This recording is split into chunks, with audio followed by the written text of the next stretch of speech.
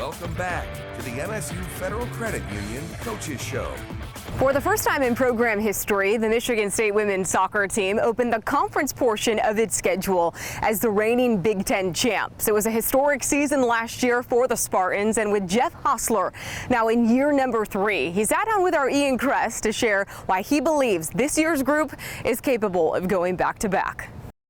Well, Jeff, we appreciate you sitting down with us today. For you guys now, non-conference play is in the books. You guys are starting to get rolling in conference play. What do you like so far with this group? A lot of versatility in our roster. A lot of kids can play a lot of different spots. This year's teams had to do that with the injury bug we've had. Have a lot of different players in different spots to be really effective for us. And we're still playing a really attractive brand of football, creating a lot of chances. I think there's incredible work rate from this group. I've got some very driven players across the board. Coming off of the program's first Big Ten championship last year, how have you seen the team sort of know that was the success, but that was last year and that this is a new year? I mean, there's still some of that lingering, when you come into a preseason, because like this interview, it's the first thing people want to talk about, comparing to last year. And this is just a different team. It's a different group, different players, different leaders. And I think once we got into Big Ten play here, especially, it's a new script. It's an opportunity to start with a clean slate. We had a pretty good non-conference schedule, but as we saw with Ohio State, that was their best game of the year. So we're gonna get everybody's best as we have through non-conference, but that's the situation we want to be in. We want to be respected that way. We want to see everyone's best, get their best shots. One thing I did like when the season started, you mentioned how you don't like to have captains. How has this group really taken that on of just having a group with no captains and just everyone kind of being their own leader?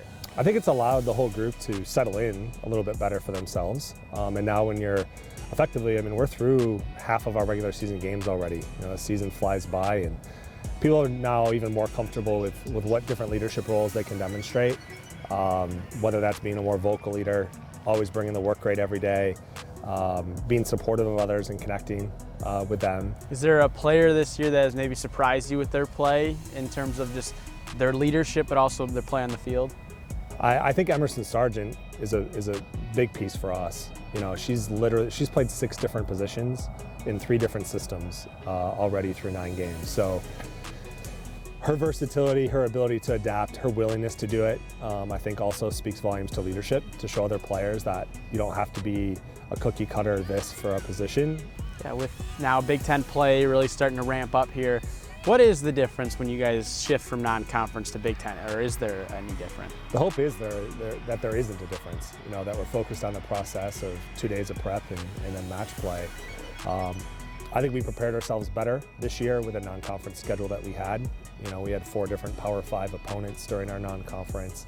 And I don't know, like when you have the year that you had last year, I'm sure there's something in your subconscious for these kids. Like, that's Big Ten play. They know what the excitement was last year, the feelings that they generated, the emotions they had, and the excitement around this program that was generated. So they want that. As someone who grew up in the East Lansing area, how have you seen the community really embrace this program since you have been a part of it now for your 3rd season? It's been incredible. We touched on the crowds that we continue to get at DeMartin. We're averaging nearly 2,000 fans, which was the clip we were at last year. To have them out, to have the local soccer community with the local youth clubs to come out and be around and partner with us has been awesome. And it's been super cool in the last year. With the year we had, we went out to a restaurant in Lansing last week, and kids were stopping to take pictures with the players. A kid walked in with a Michigan State soccer sweatshirt, and our players were super excited to be that. And they knew our players' names, and they were talking about a 7-year-old kid in Lansing. So it's super cool for us to see the players have that connection, and to be able to walk around in the community and have people, give you a go green or tell you good job, coach, or tell you good job to your players. It just reinforces what a special place this is.